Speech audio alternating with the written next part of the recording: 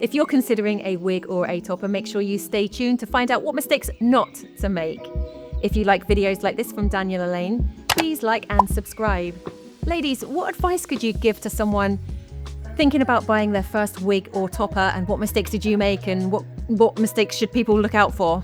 I think it's extremely important to find someone who is going to take the time to measure your head, really find out what you want, and if you have inspiration pictures or what your biological hair looked like, to help the stylist. And finding a good fit is super important. So talking about a good fit, they literally take measure and take the measurements and find the right cap size. Exactly. I think a lot of brands that they just stick with like a small, medium and large. How is your experience with Daniel Alain different to that? This fits me snug. It's perfect. I think I have an extra small, and it fits me great. So for the people watching, Daniel Alain wigs come in sizes triple extra small to extra large, and we can do custom orders as well. But really finding the right fit is the key to making it look natural, right? If it's too big or too small. Yes, comfort as well. That was one of my biggest struggles in the beginning of my journey, was that the wig was just uncomfortable. It felt like it was constantly sliding back, and it was like, after a time I figured out it was because it didn't actually fit me. And you have a really small. I do have a petite sized head, so I'm a small in some pieces, and some pieces I'm extra small depending upon what style I'm going for with Daniel Alain. So it's really small. So when something's too large for you, the cap can like sit on your ears, and you just feel that like pressure on your ears all day long. And then there's this uncomfortability of when your wig is too big for you, it could slide. And then you're constantly you're already self-conscious, you have hair loss, you're already wearing a wig, you already have something foreign on your body. And then to have it not stay on properly is another layer of like fear, like, oh my gosh, someone's gonna hug me and my wig's gonna fly off. Like, that's awful. Well, and the thing with me, mine's a little bit different since mine's a topper. It just snaps on. So if the clips are in the wrong spot, it's uncomfortable. And you can also, depending on the amount of hair loss that you're experiencing, you can do a smaller portion, you can do it a little bit wider, you can have it come down. So there's several options with that, which is nice. Yeah.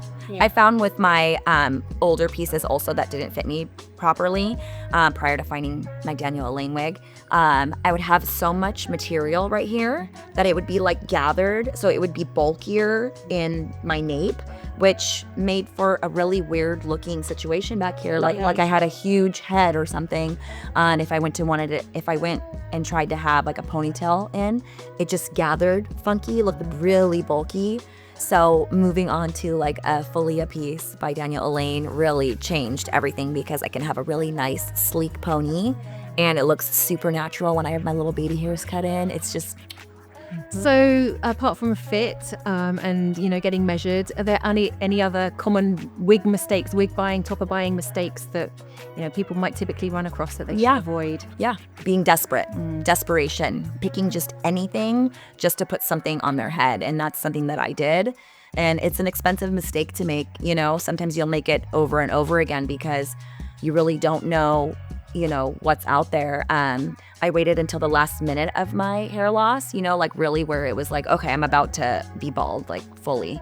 But if you are realistic about your situation, like when, you're going through hair loss, if you're losing a ton of hair, it's going to be a long time until you have regrowth. If there is regrowth, you try to be in this denial for a while and you're like, oh yeah, I'm going to have my hair back. It's going to be fine. I'm just going to buy something cheap because it's going to come back. And try to, walk through that with yourself, that it might not come back. And, I need to be happy in this piece for over a year, because for regrowth to happen, it takes a while. Like, if you ever had a haircut, like it takes a long time for it to, grow back. So the quicker you can accept the hair loss, the better you are off.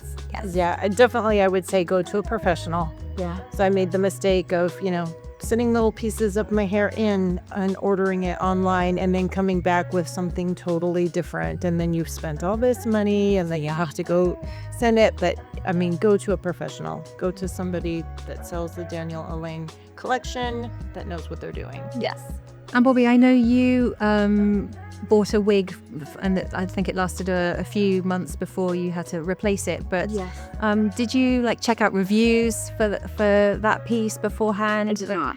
Yeah. I was desperate. It was a really quick process for me, and I just thought, oh, I'm going to a well-known salon, and I'm going to get the best of the best, and unfortunately that wasn't the case. And so how important now, like people like you talking about it, first-hand experiences, reviews on websites, you know, social media, what people are saying, how important is that to get a good judge on how a piece performs over time? This wasn't as common. So like I'm on social media as Mama is Bald, sharing my story. It started out as something therapeutic, something that I could, you know, find women, be relatable, you know, relate to someone else. And social media, I turned to social media. I did. I was trying to find normal women, you know, regular women, I should say, that were, you know, living their lives day to day, young moms. I was hoping to find someone to relate to, and it was hard to find, you know, so.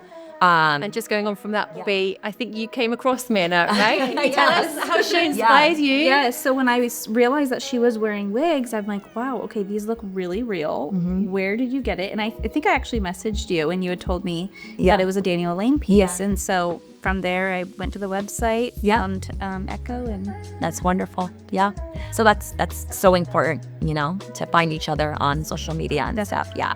I feel like I had better experience in person. I'm not really so much of a social media sharer when it comes to my hair, but out in public, definitely. Like, I don't mind at all. Yeah. And I've helped sell so many just by, you know, people seeing it in person. Like, wow, I would never know. Yep. Yeah. That's amazing. Thanks, ladies. It was really interesting to get your insights. So to sum it up, if you're looking for the perfect wig, the mistakes that you don't want to make are not getting measured, not looking for the most comfortable, natural looking fit, making sure you consult with a professional, and to not wait until you're desperate. You know, go and get some help. There are people, you know, all over social media sharing their stories and, you know, checking out reviews. If you're going through something similar and want to hear more stories from our ladies, make sure you like and subscribe.